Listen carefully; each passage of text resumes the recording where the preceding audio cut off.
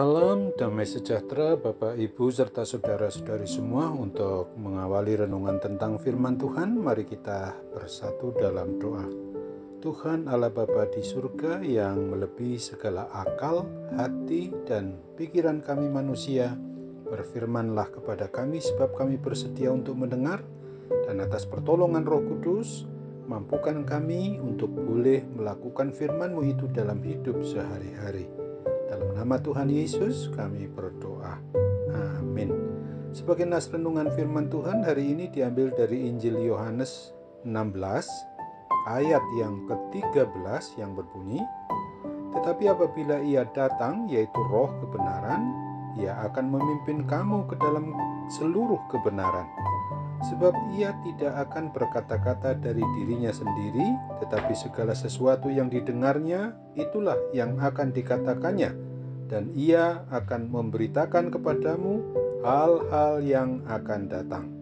Sebagai tema yang diangkat dari nas renungan kita adalah Roh Kudus memimpin umat manusia hidup dalam seluruh kebenaran firman-Nya. Tuhan Allah Bapa, pencipta dan pemelihara ciptaannya yang berwujud nyata sebagai manusia Yesus Kristus, tentu saja telah mengetahui betul tentang bagaimana kemampuan masing-masing para murid-Nya, di mana mereka tidak akan dapat menerima dan mengerti akan makna dari didikan dan pengajaran dari Tuhan Yesus apabila mereka itu belum menerima pengurapan dari Roh Kudus. Oleh karena itu, jauh sebelum penggenapan atau pelaksanaan nubuat dari kitab Perjanjian Lama oleh diri Tuhan Yesus Kristus sendiri, Dia berjanji kepada para murid-Nya itu akan mengirimkan Roh Kudus setelah secara fisik Ia tidak bersama-sama dengan murid-Nya lagi di dunia ini, sesudah Dia naik ke tempat yang maha tinggi kembali ke sorga. Apa yang telah dinubuatkan atau dijanjikan oleh Tuhan Yesus Kristus itu sungguh-sungguh digenapi ketika Roh Kudus atau Roh kebenaran itu dicurahkan kepada para murid. Roh, hati, jiwa, akal budi, pikiran dari para murid Tuhan Yesus langsung terbuka untuk mengerti tentang apa arti dan makna dari suatu pengajaran Tuhan Yesus. Para murid yang tadinya mengharapkan untuk menjadi pejabat tinggi negara bila Tuhan Yesus hanya sekedar menjadi raja kerajaan Israel, tetapi setelah para murid mau menerima pengurapan Roh Kudus, mereka langsung dapat memahami akan makna tentang pengajaran Tuhan Yesus itu. Mereka terus dengan berani pula bersaksi di dalam mengabarkan Injil Kristus ke seluruh negeri dan sampai ke ujung bumi bahwa kekuasaan Yesus Kristus adalah sebagai Tuhan, Raja Kerajaan dan Kepala Sorgawi yang telah mengalahkan kuasa maut atau kuasa kematian kekal itu, yang sanggup memberikan kehidupan kekal kepada semua umat manusia di segala zaman yang mau beriman, percaya, dan menerima Kristus sebagai satu-satunya Juru Selamat umat manusia yang ada di muka bumi ini. Sesungguhnya sebagai eyewitness atau saksi mata, para murid juga rindu untuk mengikuti langkah yang sudah ditunjukkan oleh perintah agung Tuhan Yesus di dalam memenangkan seluruh umat manusia dari belenggu iblis atau dari belenggu kuasa kegelapan, kuasa maut itu. Untuk itu para murid tidak lagi takut akan risiko dalam mengabarkan Injil keselamatan kekal itu, bahkan hingga mereka semua rela berkorban untuk menyerahkan nyawa mereka sampai mati martir atau mati akibat marturia, akibat bersaksi tentang Kristus Tuhan dan Juru Selamat manusia.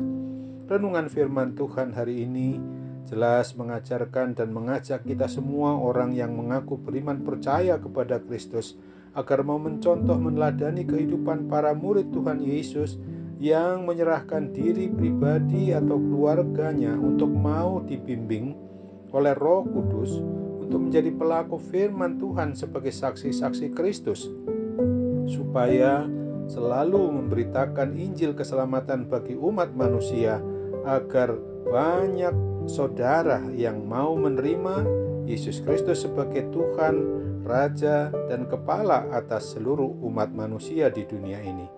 Dan di dalam diri umatnya, baik para murid dulu maupun diri pribadi keluarga kita, orang yang beriman percaya kepada Kristus, maka ada 9 dari buah-buah yang dihasilkan atau yang dikerjakan oleh Roh Kudus itu adalah seperti yang ditulis pada Galatia 5 ayat 22 dan 23 seperti berikut ini.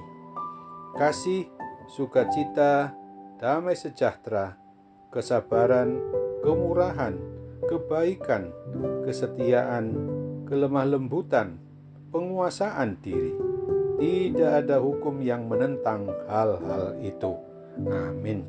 Mari kita kembali bersatu dalam doa.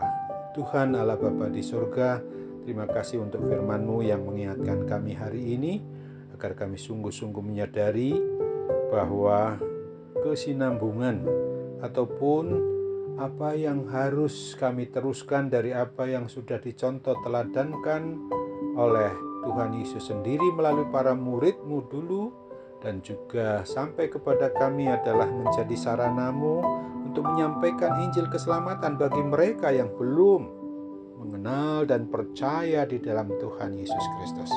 Saat ini juga kami mau merasakan bagaimana kebenaran firman-Mu itulah yang membuat dan memampukan kami sanggup untuk melaksanakan hidup dipimpin oleh Roh Kudus sendiri dalam mengerjakan segala sesuatu menurut kebenaran firman-Mu saja. Dalam nama Tuhan Yesus kami juga ingin doakan mereka yang menderita akibat berbagai macam gangguan sakit penyakit apapun juga, terlebih akibat gangguan pandemi COVID-19 sekarang ini. Tuhan campur tangan melalui sarana obat dan perawatan untuk memungkinkan mereka boleh menerima mujizat kesembuhan yang daripada-Mu. Dalam nama Tuhan Yesus kami berdoa. Amin.